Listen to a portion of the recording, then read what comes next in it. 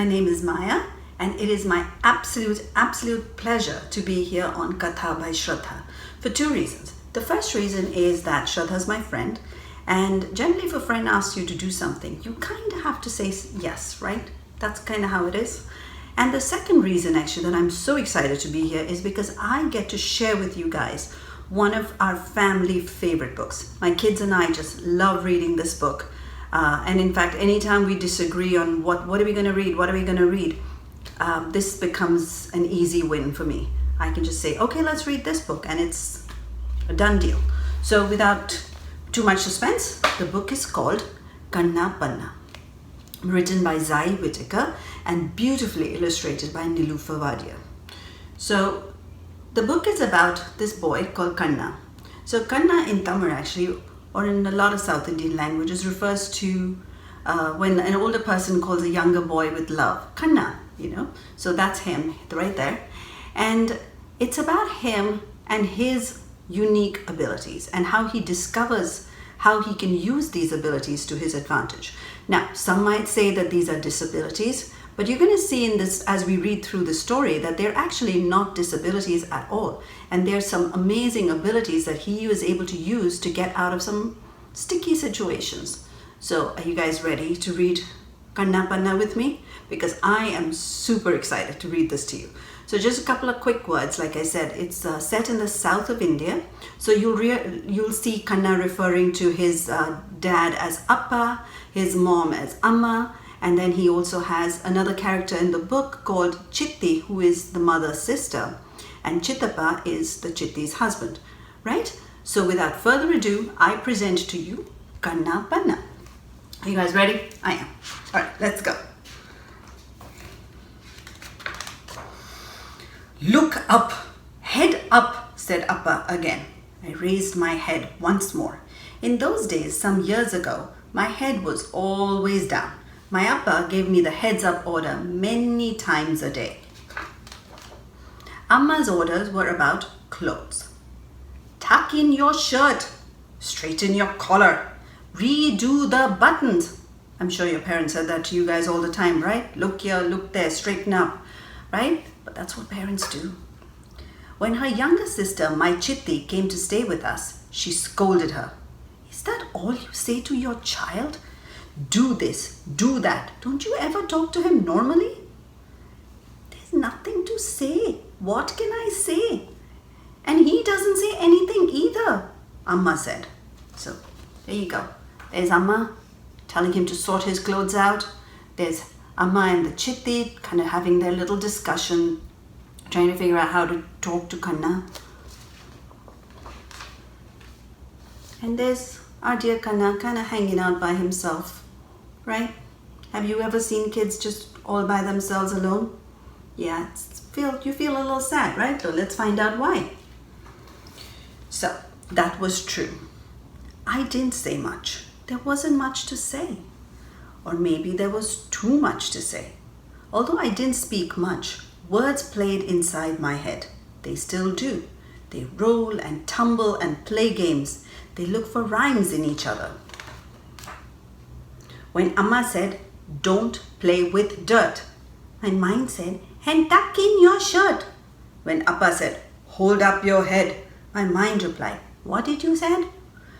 Yes, sometimes it sounded wrong, but I hardly ever said it out loud. My Chitti took me to stay with her for a few days. The one and only rule she and Chittappa had in their house was, do what you like, but don't bother us. Pretty good rule, right? I think that sounds pretty fun. So Selvi, Mohan and I did what we liked. We filled our pockets and mouths with sweets, untied the neighbor's cow, played with the goats, got dirty and enjoyed ourselves. That does look like an awesome fun, doesn't it? There they are. There's Kanna chomping on some sweets. There's Selvi. There's Mohan. There's our poor cow that they untied to let free. Sounds like an awesome summer vacation to me. Then Chittappa decided we would go to the cave temples nearby. And that was the day my life changed. Dun-da-da-da. Let's see what happens. Chittappa had this trick of going on trips in the middle of the week. This way, buses and trains were more empty. No crowds, no noise. Pretty good idea, right? Sounds like a smart man. Getting off the bus, we were soon inside. The temples are in a large maze of tunnels and caves. It's dark inside, very dark, even in the middle of the day. There are large bright tube lights everywhere so everyone can see their way and admire the beautiful god statues. Today, there was nobody there but us. Chittappa, Chitti and Selvi were making every possible sound of admiration and excitement as we shuffled along. Mohan kept asking, "When are we going home?" See that there? So there's everybody hanging out. There's Chittappa, there's Chitti, Selvi, all looking up and admiring these beautiful temple caves. There's little Mohan, who's like, "When are we going home?" And there's our dear Kanna, just kind of hanging out in the back there, right? So, and then, sudden silence. What do you think happened? Let's find out. "Power out," said Chittappa. Forever cheerful Chitti suddenly lost it. "Thanks for telling us, as if we haven't noticed." "It'll come back," he said. "They have big generators and all that." But the power never came back, and the big generators didn't come on either. I could sense the fear rising and rising. Selvi and Mohan began to cry, and then I heard my own voice. It sounded different. Why are you all so upset?" I could feel Chitti's anger. She wanted to break my head. "Don't you have a brain? Don't you realize we are trapped? How are we going to get out of here? We are finished." Asha. Finished. Just hold my hand and follow me." Everyone went quiet. They must have been surprised. But I had already started the long walk out. Lights on or off, it's as if it made any difference to me. My body knew how to get out. I only stumbled once, and that was because Chitti was holding on to me too tight. For once, others were depending upon me, and it felt good. You see that there? There's Kanna leading the way, and everybody's holding his hand in a row as he's leading them out of these dark caves that only he seems to know how to get out of. Have you guys figured out why? I think you have. You guys are a pretty smart bunch.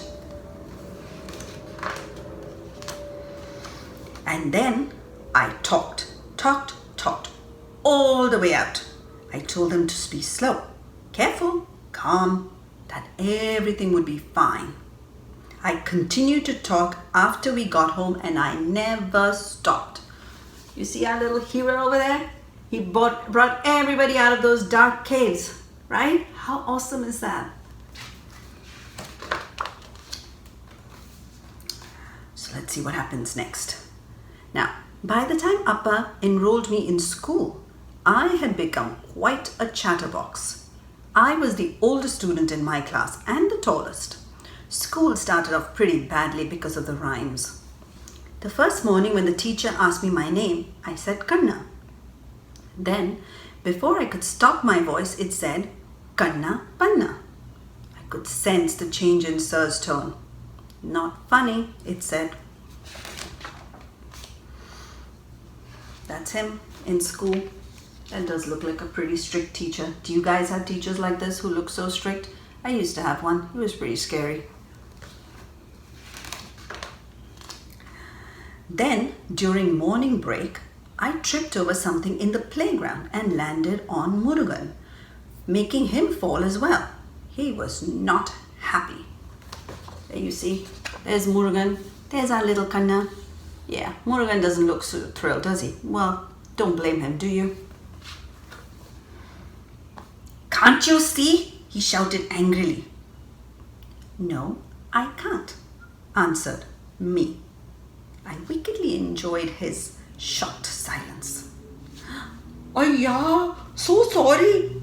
Sorry, Potty, doesn't matter. Matter, Muru answered and became my best friend. Look, there they are, the two best friends, because they connected because of the rhymes, right? So that's the end of our story. So have you guys figured out what Kanna's unique abilities were? Yeah, he was blind, but it didn't matter because when the time came, he was the hero, right? He was able to rescue them from those dark caves, and he brought them out, and then he suddenly discovered that I don't have a disability, I have an ability. And he was able to talk, he became confident, and that changed his life forever. So all it takes is one moment like that and you just are changed. And it also shows you that everyone is special and everybody is gifted, and you just never know when you're going to be a hero. You can be a hero one day and it'll just come to you as a surprise and you'll be the hero of the day, right? So with that, I want to thank you all so much for listening to me and my story. I hope you enjoyed it, and if you did, we would love to hear from you. Even if you didn't enjoy it, actually, do put your comments down there, and if you liked it, do like and subscribe to this channel. Shraddha brings some awesome stories here, so hope you continue to subscribe and listen to them, and thank you again very much. Have a wonderful day. Bye guys.